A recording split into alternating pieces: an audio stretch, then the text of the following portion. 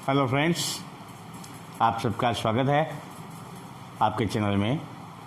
आज हम पढ़ेंगे लेसे पे और मैसे पे, लघुत्तम समापवर्तक और महत्तम समापवर्तक, एलसीएम एचसीएफ।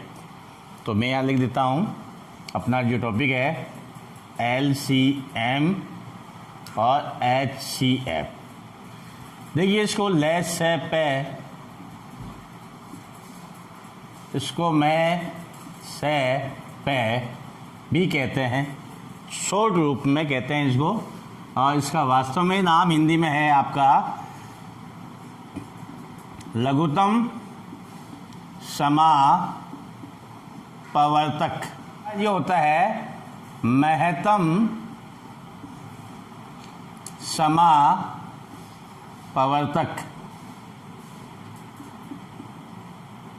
ये नाम।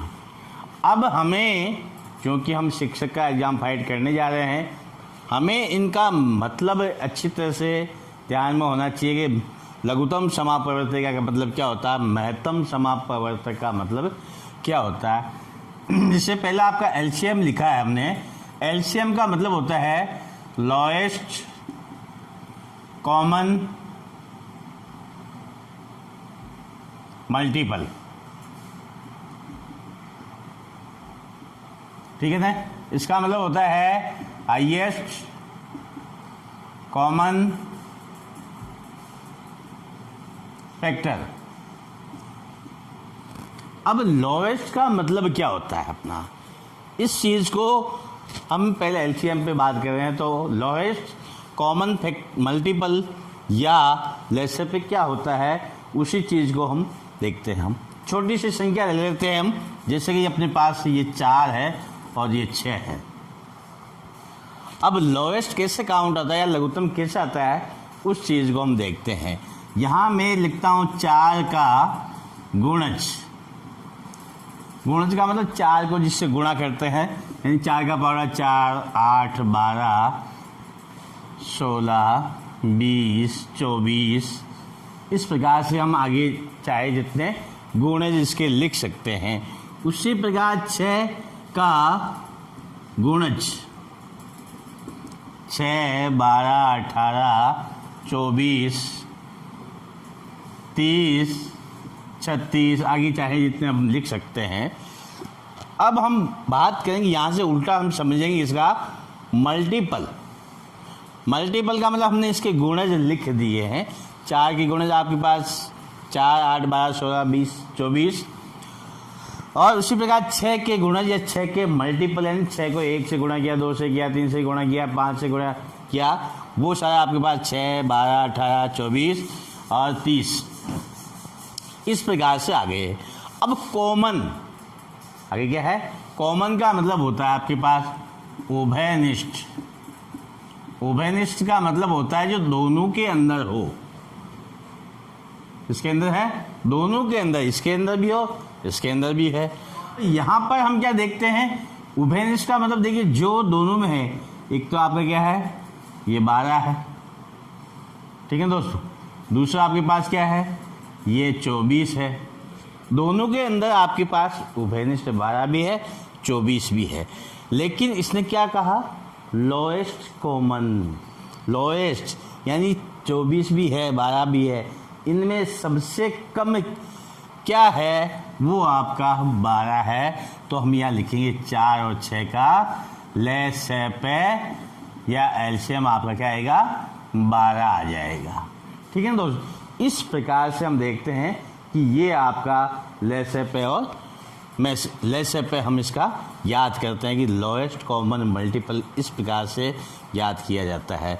अब ये तो था, हमने इसका बेसिक कंसेप्ट हमने समझ लिया। पहले एक उदाहरण और कर लेते हैं हम, जैसे कि अपना है 12 और 18। 12 का गुणज हम क्या लिखते हैं, 12, 24, 36, ठीक है ना। और 18 का गुणज बराबर 18, 36, 54। इस प्रकार से हम देखते हैं आपका पहला ही कॉमन क्या आ रहा है, 36 आ रहा है, तो इसका लहसे पे क्या हो जाएगा अपना, लहसे पे आपका 36 हो जाएगा।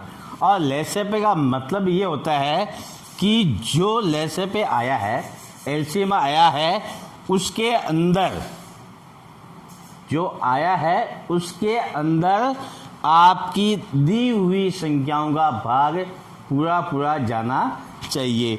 यानी कि अपना लहसे पे कितना आया, 36 आया।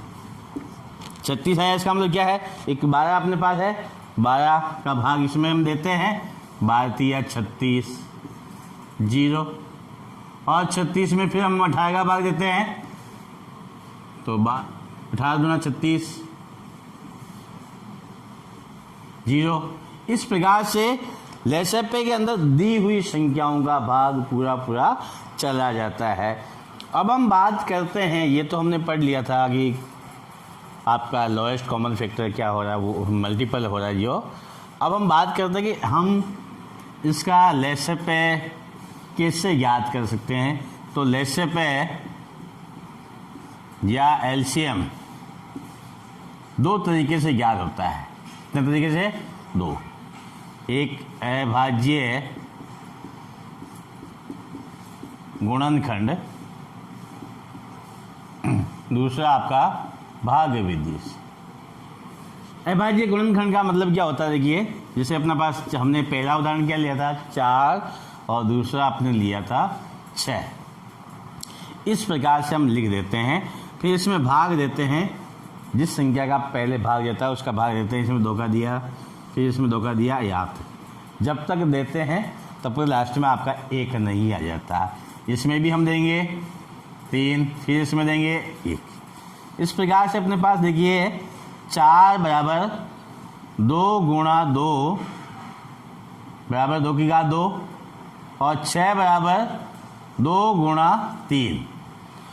अब इसमें अपना एलसीएम किस प्रकार से आएगा या लहसे पे कैसे आएगा, तो हमें क्या करना है, यहाँ पर जो संख्या कॉमन है उसकी सबसे बड़ी घात लेनी है।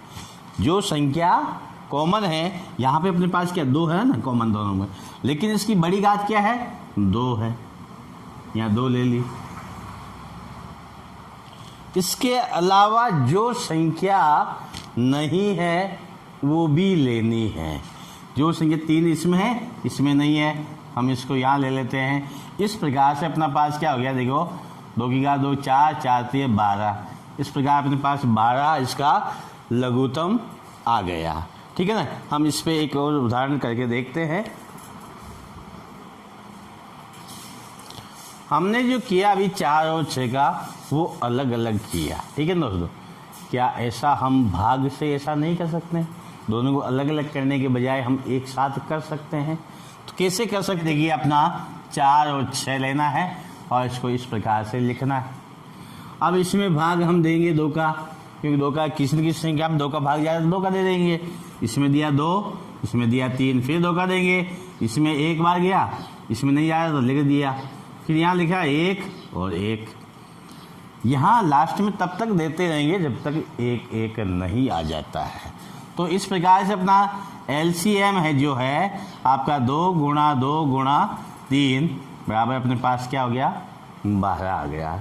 इसी प्रकार जैसे कि अपना जो एक और उदाहरण हमने लिया था 12 और 18 हमने पहले किया था, उस पर हम और चर्चा करते हैं।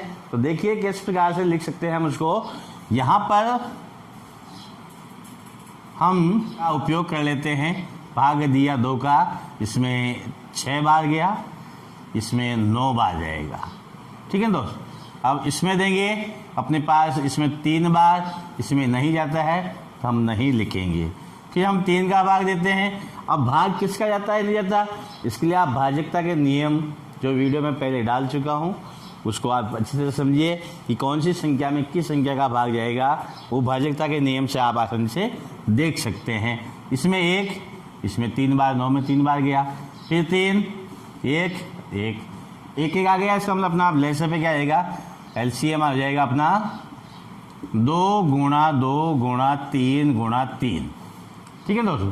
अब हम इसको गुणा कर लेते हैं, 2 दूनी 4, 4 3 12, 12 3 36। इस प्रकार एलसीएम कितना आ गया अपना 36 आ गया। और हमने पहले ज्ञात किया वो भी अपने पास क्या था 36 ही था। तो हमने लघुत्तम के बारे में पढ़ लिया। अब हम बात करते हैं HCF की MSEP यानी कि महत्तम समापवर्तक या हाईएस्ट कॉमन फैक्टर। हमने पहला ही उदाहरण लिया था 4, हमने 4 लिखा और 6 लिख दिया, इसमें भाग दिया। HCF हम किस प्रकार से ज्ञात करते हैं वो ही देख रहे हैं। ये आप सबको ही आता है लेकिन मैं शुरू से आपको बता देता हूँ ताकि किसी को कन्फ्यूजन हो वो अपना निकल जाए। तो 4 बराबर अपने पास 2 गुणा 2 हो गया और 6 बराबर 2 गुणा यहाँ 3 है, 3 लिखेंगे, 2 नहीं 3 आएगा। तो यहाँ पर लिखिए इसने लिखा है फैक्टर यानी गुणनखंड कर लिया हमने। ये गुणनखंड 2 गुणा 2 आ गया 4 का, 6 का 2 गुणा 3 आ गया। कॉमन का मतलब उभयनिष्ठ, दोनों के अंदर उभयनिष्ठ कौन से, ये है हाईएस्ट, सबसे बड़ा हाईएस्ट कॉमन फैक्टर क्या है वो अपना 2 आ गया। इसका मतलब HCF जो आपका क्या हो जाएगा, आपका MSEP या HCF आपका 2 हो जाएगा। ठीक है दोस्तों। अब इसका मतलब ये होता है कि मैंने आपको लघुत्तम बताया कि लघुत्तम होता है उसमें दी हुई संख्याओं का भाग जाता है, जबकि इसके अंदर MSEP का दी हुई संख्याओं में पूरा भाग जाता है। यानी कि ये 2 है तो ये 4 में भी पूरा भाग जाएगा और 6 में भी पूरा भाग जाएगा। ये देखिए 2 बार गया, शेष फल 0, 3 बार गया और शेष फल 0। यही विशेष अंतर है कि हाईएस्ट कॉमन फैक्टर है यानी जो HCF आता है उसका दी हुई संख्याओं में पूरा भाग जाएगा, जबकि LSEP के अंदर दी हुई संख्याओं का LSEP के अंदर पूरा भाग जाता है।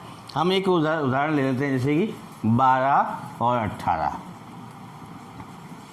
ये 12 को मैंने लिखा 2 गुणा 2 गुणा 3 और 18 को लिखा 2 गुणा 3 गुणा 3। ये हमने गुणनखंड पहले कर चुके हैं इसलिए मैं लिख के बता रहा हूँ। अब इसमें क्या है, फैक्टर हो गया। कॉमन क्या क्या है, कॉमन एक तो आपका 2 है, एक आपका 3 है। इस प्रकार से HCF क्या हो गया अपने पास 2 गुणा 3 यानी कि 6 आ गया। ठीक है दोस्तों, अपना 6 हो गया। इसके हम एक और उदाहरण ले लेते हैं जैसे ये आपका 36 और 16। ठीक है ना, इसके अभाज्य गुणनखंड करते हैं 36 के। हम इसमें 2 का भाग देंगे, इकाई के अंक पे आपका 0 2 4 6 8 है तो इसमें भाग देंगे अपना पास 1 और 2, फिर 2 का देंगे 9, फिर 3 का 3 3 1। और इसी प्रकार 16 में देखिए अपने पास 2 8 2 4 2 2 2 इस प्रकार से आ गया अपने पास। अब देखिए हमने 36 को लिखा है इस प्रकार 2 गुणा 2 गुणा 3 गुणा 3 और 16 को हमने लिखा 2 गुणा 2 गुणा 2 गुणा 2। अब इसने कहा है कि HCF का मतलब होता है अपना HCF ओब्लिक MSEP बराबर फैक्टर हो गया गुणनखंड, कॉमन आपका ये 2 हो गया। ठीक है, फिर ये 2 हो गया और उसके बाद हाईएस्ट अपने पास जो फैक्ट कॉमन है वो ले लिए और इस प्रकार से इनका जो आपका HCF आता है वो आपको क्या आ गया 4 आ गया। ठीक है दोस्तों, बाकी आपके पास 3 है ऊपर 36 में 2 बार, लेकिन 16 के अंदर उभयनिष्ठ में नहीं आते हैं इसलिए इसका MSEP आपका क्या हो गया 4 हो गया। अब इसी को हम एक अलग भाग विधि से करते हैं, वो किस प्रकार से दूसरे छोटे छोटे उदाहरण से ही मैं आपको समझा रहा हूँ ताकि आप ये नहीं समझें कि मेरा हमारा समय जाया कर रहे हैं। लेकिन टीचर बनेंगे आप तो इस प्रकार के कंसेप्ट आपके क्लियर होना ज़रूरी है। ये 4 और 6 हमने लिए हैं, ठीक है ना। अब हमें क्या करना है, HCF ज्ञात करना है गुण भाग विधि से। ये अभाज्य गुणनखंड विधि के एक साथ भाग करना है इनका। तो हम क्या करते हैं, इसमें जिसका भाग जाता है उसका दे देते हैं। इसमें गया, इसमें गया। अब देखिए आगे 2 का भाग देते हैं, इसमें जाता है, इसमें नहीं जाता है। 3 का भाग देते हैं, इसमें जाता है लेकिन इसमें नहीं जाता है। आप इनको छोड़ दीजिए और इसका HCF क्या करेंगे, आप 2 लिख देंगे, ठीक है दोस्तों। अब इसी प्रकार जैसे कि आपने एक और उदाहरण पढ़ा देखा था, जैसे 8 और 12, ठीक है ना। 8 और 12 इसमें हम भाग देते हैं, इसमें गया, इसमें भी गया, इसमें भी जाता है, इसमें भी जाएगा। अब उसके बाद देखिए अगर 2 का भाग देंगे इसमें जाएगा लेकिन इसमें नहीं जाएगा, और 3 का भाग देते इसमें जाएगा लेकिन इसमें नहीं जाएगा। तो आप कहेंगे उसके बाद को आप छोड़ दीजिए और इसका HCF क्या लिख देंगे आप, 2 × 2 = 4 लिख देंगे। अभी हमने एक उदाहरण किया था 36 और 16, 36 और 16, इसमें हम 2 का भाग देते हैं। अपने पास 2 का भाग देने पे अपने पास क्या, इसमें 18 आ गया, इसमें 8 आ गया, फिर 2 का देंगे, इसमें 9 आ गया, इसमें 4 आ गया। अब देखिए आगे क्या है, हम और अगर इसमें भाग देते हैं तो इसमें जैसे 3 का चला जाएगा लेकिन इसमें नहीं आएगा, इसमें 2 का देते हैं, 2 का इसमें जाएगा, इसमें नहीं जाएगा। तो हम क्या करते हैं, इन सबको आगे छोड़कर इसका HCF आपका 2 × 2 बराबर अपने पास क्या हो गया, ये 4 हो गया। एक HCF ज्ञात करने का तरीका भाग विधि से भी हम ज्ञात करते हैं। हमने अभाज्य गुणनखंड विधि से ज्ञात किया। अब इस भाग विधि में जैसे हम वही उदाहरण ले रहे हैं जो पहले किए, ताकि आपका जो आंसर है वो सेम है कि नहीं हमें मालूम चल जाए। तो इस तरह से जब हो तो हम क्या करते हैं कि बड़ी संख्या में छोटी संख्या का भाग देते हैं। बड़ी संख्या के अंदर हम छोटी संख्या का भाग देते हैं। जैसे 6 है, 6 में मैंने 4 का भाग दिया, 1 बार गया, 4 एकम 4, 2 शेषफल बच गए। इस शेषफल को भाज्यक मानते हुए ये आपका भाज्य हो जाएगा। फिर भाग देना है तो 2 बार भाग चला जाता है, शेषफल आपके पास क्या बच जाता है, शेषफल 0 बच जाता है।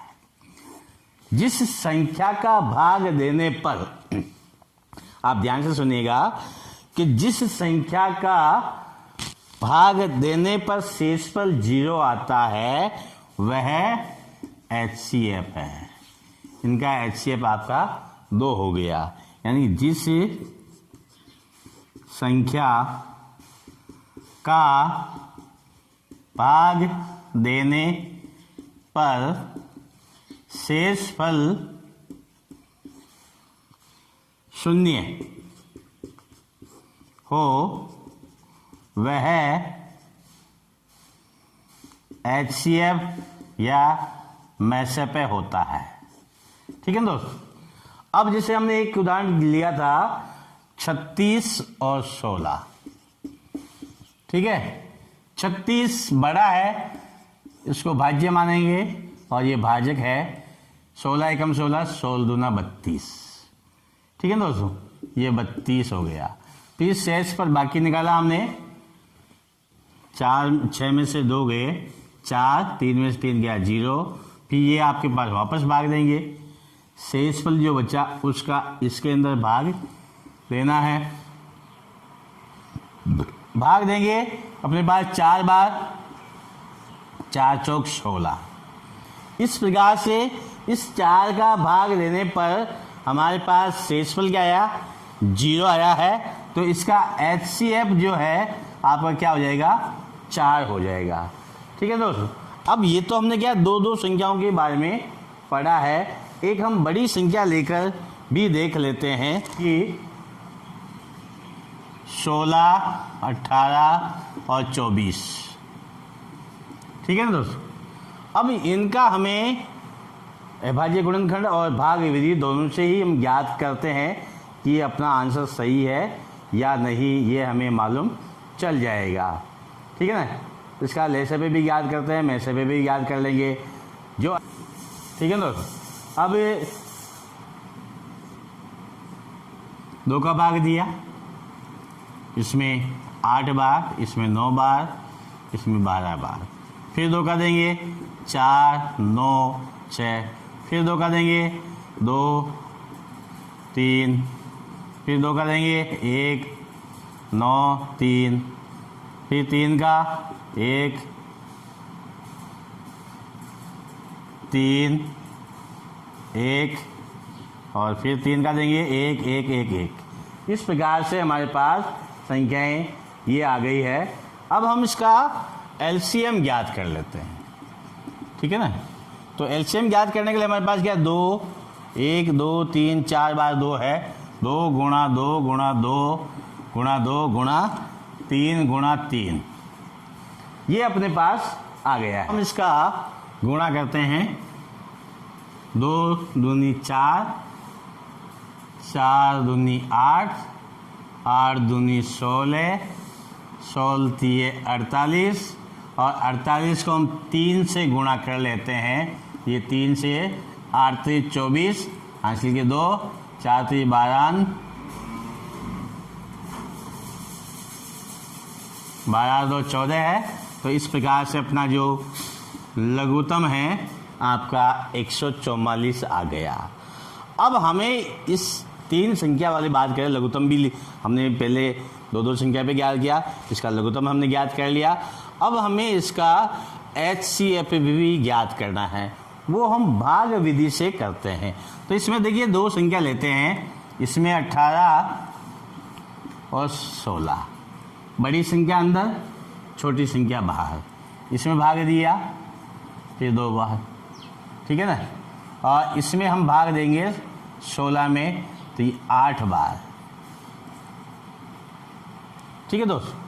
अब हम क्या करते हैं, भाग देने पर शेषफल 0 आया। इसका मतलब 16 और 18 का HCF आपके पास क्या आ गया, 2 आ गया। इस 2 का भाग तीसरी संख्या 24 में भी दे देंगे। इस प्रकार से हम इसमें भाग देते हैं 1, 0, फिर 4, फिर 2 और इस प्रकार से शेषफल अपने पास क्या आ गया, 0 आ गया।